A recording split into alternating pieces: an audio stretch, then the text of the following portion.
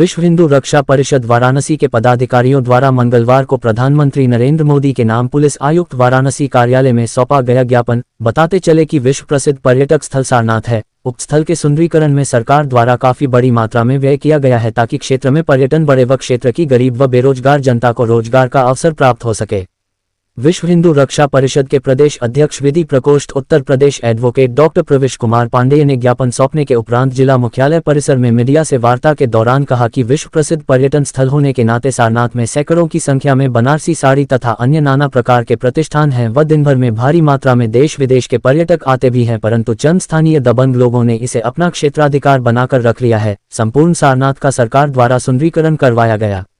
Advocate doctor प्रवेश कुमार पांडेय ने आगे कहा कि फुटपाथ पर लगभग 500 की संख्या में अनाधिकृत गाइड कुर्सी लगाकर बैठते हैं जिनको क्षेत्र के दबंग लोगों का संरक्षण प्राप्त है व इनका काम यही है कि सारनाथ में आने वाले सैलानियों वाली हर बाहरी नंबर प्लेट की गाड़ी को जबरन रोकना, उनको सड़क किनारे खड़ी करवाना व पार्किंग के एवज में स्वयं 100 रुपये वसूलना तथा उनको बरगला कर सारनाथ घुमाना व घुमाने के बाद अपने संरक्षणदाता के होटल प्रतिष्ठान में लेकर जाना और मोटा कमीशन प्राप्त करना। इन लोगों के ऐसे कृत्य से सेवाएं तथा उत्पाद कई गुना महंगा हो जाता है व इनका लेन देन नकद रूप में होता है। इन लोगों द्वारा जहां भी कुर्सी लगाकर बैठा जाता है वो इनका अधिकृत क्षेत्र होता है, वहां कोई लाइसेंस प्राप्त गाइड अथवा अन्य कोई व्यक्ति फटक भी नहीं सकता। यदि कोई ग्राहक अपने से किसी प्रतिष्ठान में चला गया तो ये अमादा फौजदारी हो जाते हैं। जहां व्यापारी लाखों खर्च करके 5% मार्जिन कमा पाता है वहां ये अनाधिकृत लोग बिना किसी निवेश के 40% की वसूली करते हैं व्यापारियों से। उधर दूसरी तरफ सरकार द्वारा अधिकृत पार्किंग स्थल खाली रहता है व सरकारी राजस्व को क्षति पहुंचती है तथा इनके द्वारा सड़क किनारे पार्किंग करवाने से क्षेत्र में आए दिन यातायात भी बाधित होता है तथा क्षेत्रीय लोगों व एम्बुलेंस, फायर ब्रिगेड व स्कूल बस जैसे आवश्यक वाहन समय पर नहीं पहुंच पाते। प्रमाण स्वरूप थाना सारनाथ में कई मुकदमे पंजीकृत हुए। यदि इन अनाधिकृत गाइडों को नहीं रोका गया तो सारनाथ में आने वाले पर्यटकों की संख्या में गिरावट आ सकती है। क्षेत्र की छवि भी काफी हद तक धूमिल हो चुकी है। स्थानीय लोगों द्वारा तथा कई पर्यटकों द्वारा थाना सारनाथ व पर्यटक थाने में शिकायत की गई, लेकिन पुलिस द्वारा मामले को गंभीरता से न लेते हुए गेंद एक दूसरे के पाले में फेंकने का काम किया गया और शिकायतकर्ता द्वारा IGRS पोर्टल से शिकायत की गई तो पुलिस द्वारा सिर्फ रिपोर्ट लगाने का कार्य किया जाता रहा है। मसलन उपरोक्त अनाधिकृत लोगों का और भी हौसला बुलंद हो गया है।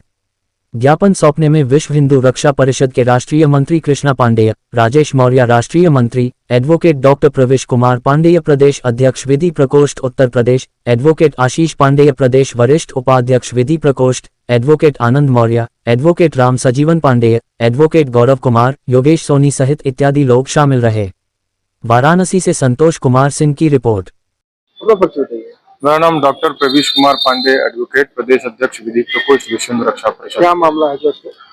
मामला विगत दिनों हमारे अंतर्राष्ट्रीय अध्यक्ष जी के माध्यम से हमारे राष्ट्रीय मंत्री कृष्णा पांडे और राष्ट्रीय मंत्री राजेश मौर्य और हमारे प्रकोष्ठ के कई लोगों को ये सूचना प्राप्त हो रही थी कि सारनाथ थाना अंतर्गत जो विश्व पर्यटन स्थल है सारनाथ, वहाँ आए दिन करीब हजारों की संख्या में सैलानी आते हैं और वहाँ 500 से 600 की संख्या में इलीगल गाइड है जिनके पास कोई भी लाइसेंस नहीं है और कोई भी उनके पास इस चीज का अधिकार नहीं है कि वो किसी घुमा सकें।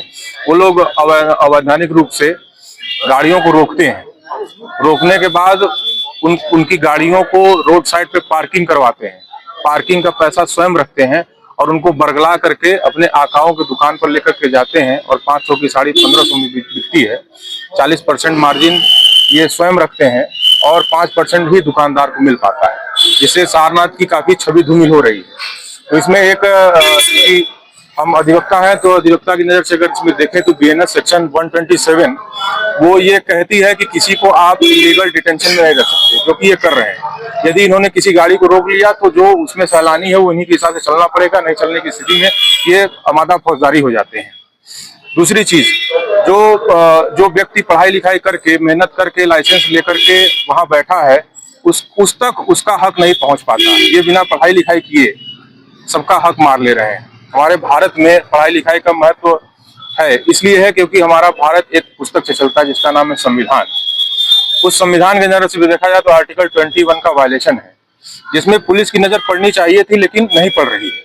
इसमें विगत दिनों 2 FIR भी हुए।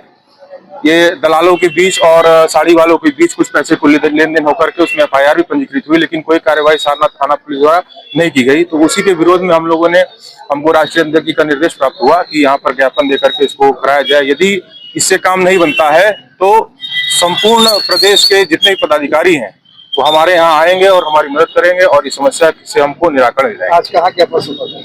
आज पुलिस कमिश्नर वाराणसी को ज्ञापन दिया गया है और उनके द्वारा आश्वासन दिया गया कि इसमें विधिक कार्यवाही और प्रभावी कार्यवाही की जाएगी। मेरा नाम आशीष पांडे एडवोकेट, मैं वरिष्ठ उपाध्यक्ष विधि प्रकोष्ठ विश्व हिंदू रक्षा परिषद। क्या कहना चाहिए, क्या मामला है? मामला अवैध रूप से जो गाइड वहाँ सारनाथ में अपना काम चला रहे हैं, उनके विरुद्ध हम लोगों ने यहाँ पे ज्ञापन दिया। इसमें ऐसा है कि ये जो गाइड हैं, ये लोग जो पर्यटक आते हैं उनको 100 मीटर पहले ही रोक लेते हैं, 2 किलोमीटर पहले ही रोक लेते हैं। उसके बाद अपने मन से उनकी पार्किंग कराते हैं, अपने मन से उनको होटल में स्टे करवाते हैं, अपने मन से उन्हें दुकान में ले जाते हैं और जो भी अनाप शनाप रेट से उन्हें प्रोडक्ट दिखवाते हैं। जो ये सब कार्य करा रहे हैं, कौन लोग हैं, कितने लोग शामिल हैं? तो स्थानीय लोग हैं, स्थानीय दबंग लोगों के संरक्षण में वो लोग ऐसा काम कर रहे हैं। क्या कभी इन लोगों के खिलाफ कोई आवेदन पड़ा है? बिल्कुल, हम लोगों ने विश्व हिंदू रक्षा परिषद की तरफ से और स्थानीय लोगों ने भी काफी बार थाने पर कंप्लेन किया हुआ है, जिसके लिए अभी तक ऐसा कोई बहुत बढ़िया कार्रवाई नहीं हुई है। इसी वजह से हम लोग यहाँ आए हैं। और किसको ज्ञापन सौंपा है? हमने अभी यहाँ पुलिस आयुक्त को सौंपा है। क्या आश्वासन दिए? उन्होंने कहा है विधिक कार्रवाई करेंगे।